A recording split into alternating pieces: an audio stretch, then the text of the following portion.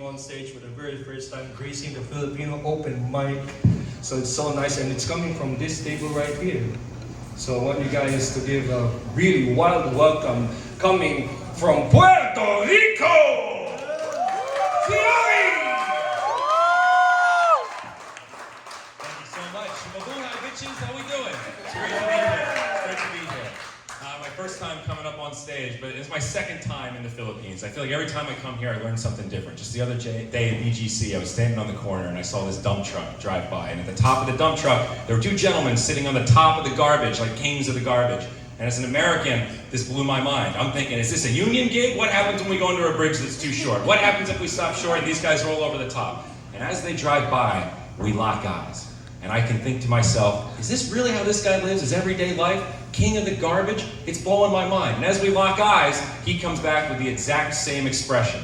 Is this really how this guy lives his everyday life? As I'm standing on the street corner staring at this guy. And we had this great unspoken moment of judgment. We completely judged each other in silence. They turned the corner and drove away, and I'll never see that motherfucker again. And it was a magical moment. It truly was. It warmed my heart. It made me feel so good. You know, the Filipinos here really have a reputation for hospitality, and it has absolutely lived up to that expectation. But I have to say, walking down the street, even here in BGC, there are some judging eyes as I turn those corners. And I can tell they're thinking, what the fuck is going on with this guy? And for better or for worse, there's a story here, and I gotta know this story. And honestly, it's a good question. I've asked myself the same thing many a time. And when I start looking back at my childhood, some of it starts to make sense. Now, this might be hard to believe, but I actually used to be a competitive horseback rider, or an equestrian for the fancy folks in the room. Now, one of the weird things about equestrians in America is that there's a huge gender gap. At the amateur level, it's all women.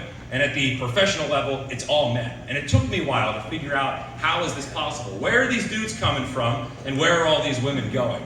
And I realized in America, it's because we have this obsession with being a princess. In America, if you're a young girl, your biggest dream in the world is being a princess. And what does every princess have? Their very own pony. And it doesn't matter if you know anything about riding horses or physical activity or farm life in general. There's this whole demographic of young women that are absolutely obsessed with it. Now, I think it's because of how we parent in America. It's a very simple equation. If I spend enough money, will you shut the fuck up and leave me alone for the foreseeable future? If yes, ship it. And that's how all the horse families begin. Now, in my family, we really only had two rules. No sex, no drugs. Pretty good starter for a parenting unit, to be honest, but there's a couple of blind spots there. How about, don't be an asshole? How about, try your best? I can't tell you how many years of my youth were spent being an egotistical little prick to everyone around me, and then going home, looking at myself in the mirror and thinking, did I have sex today? Did I do drugs today? No? Crushed it. Doesn't It's really that simple. But my parents did have a genius business model when it came to horses. We would scout out some stallions with some potential. We'd train them up a little bit. They'd throw my sister and I up there, put us in a couple of horse shows. We'd win a couple of ribbons. And then we'd dump those horses on unsuspecting families with kids that hadn't realized they don't like horses yet. It's an amazing way to move animals, but we absolutely perpetuated this gender gap that exists. My horse club, when I was growing up, 25 women, one guy. It was a weird dynamic to navigate, but honestly, it was pretty awesome. I fucked half of them. Actually, I fucked all. That's another story. The other weird thing about horseback riding is this trainer relationship. Every good horseback rider has a trainer, but you know that you're going to develop this intimate relationship, but eventually outgrow and outpace what exists in your current trainer. And as you continue working your way up, you find new folks that can kind of help you unlock this level. My problem is that I had crippling social anxiety. It didn't matter who I had to talk to. The idea of picking up a phone and talking to a stranger, immediately had to take a shit. Just the idea of talking to a stranger on the phone, and I could feel that pool of diarrhea forming. So every time I had to meet a new trainer, it was just a reiteration of this process. And as I continued to work my way up, I met this trainer named Joy. And ironic that her name was Joy because she was the least joyful person I've ever met in my life. She governed by fear and intimidation. Probably a little bit of cocaine. We used to joke that there was something a little extra in Joy's coffee in the morning because she would start with that pep in her step and slowly devolve throughout the day. And as I worked my way up and worked with Joy for a little bit longer, it was deemed that I was ready for the big performance at the horse park in New Jersey. Now you gotta understand, I was born in New Jersey. This is bougie, peak, rich America. New York's leftovers is what we usually call it. The horse park is where all the richest kids in the world show up to impress their parents with all their hard work for the year. And I was there to fit in with all the rest of them. Joy was quite the mentor. And as we showed up at this horse park, she was there to show me to all of the other parents and trainers, right? Because at the end of the day, horseback riding really isn't about the kids. It's actually really about the parents. It's just one massive dick-waving contest for all the adults in the room to brag about their children. I'm sure some of the Asians here can relate to that, right?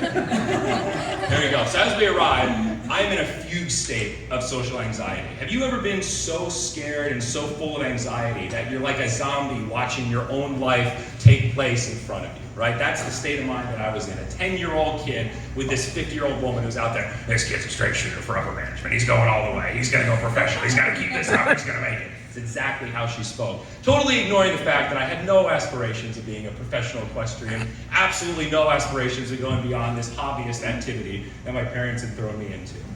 So we enter this horse park, and this is my big claim to fame. I got to compete against Bruce Springsteen's daughter. Do you guys know who Bruce Springsteen is? He's like the most American to ever exist. I mean, when this guy takes a shit, an American flag ends up in the toilet. My mom's favorite musician of all time. So she's like, you're competing against Bruce Springsteen's daughter. You have to do this. You have to do this. I wish I could go back in time and ask her, what the fuck happens if I don't? We get in the car and drive home and it's just another Tuesday. What do you mean I have to, right? But the social pressure was there. It was on. So we show up at the horse park, my ego's being built up. We get in the ring, it starts with your basic walk, trot, canter, right? All these kids riding around in circles, some old dude in the middle with a clipboard taking notes as if something magical is happening. We're all just riding in circles, right? Nothing too exciting, but it's one big build-up for the grand finale, jumping over the fences. We line up, there's 30 kids in the class.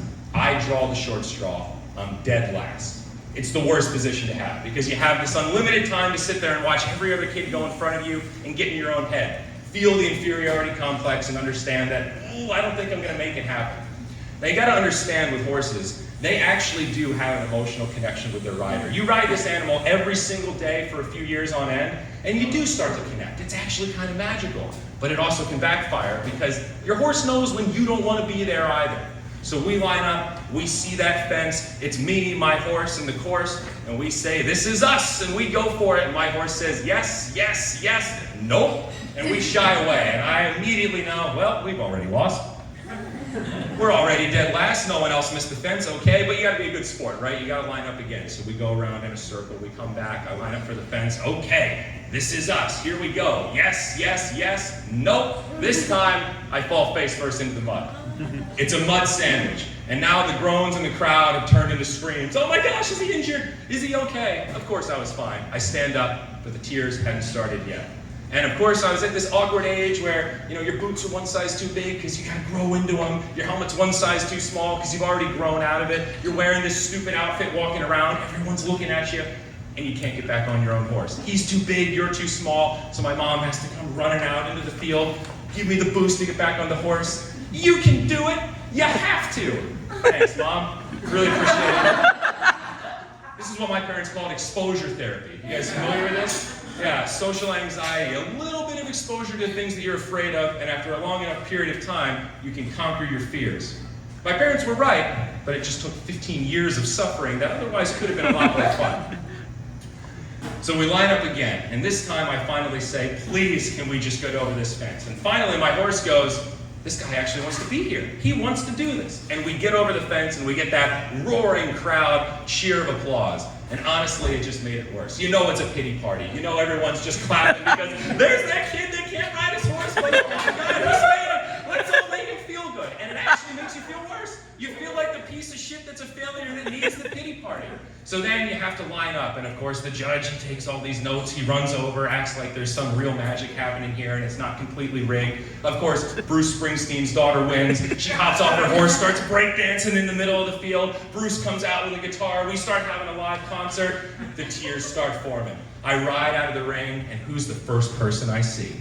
It's Joy. And she is livid because I didn't live up to the expectations. Now, can you imagine being a 50-year-old woman laying into a 10-year-old as if he wronged you in some way? you're never gonna make it. If you continue doing, you've wasted your time, you wasted your parents' time, you wasted everyone's money, you're a failure, you're never gonna make it. You gotta step up, son, you gotta be big. You gotta fill those shoes that you're wearing.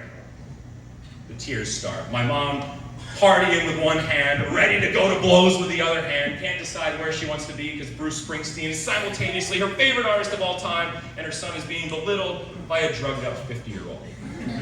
Maybe a little too much exposure therapy on that one. And to be fair, I think my parents knew they fucked up because on the way home, they didn't say a goddamn word for that entire car ride.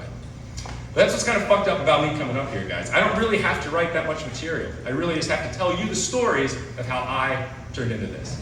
Thank you so much.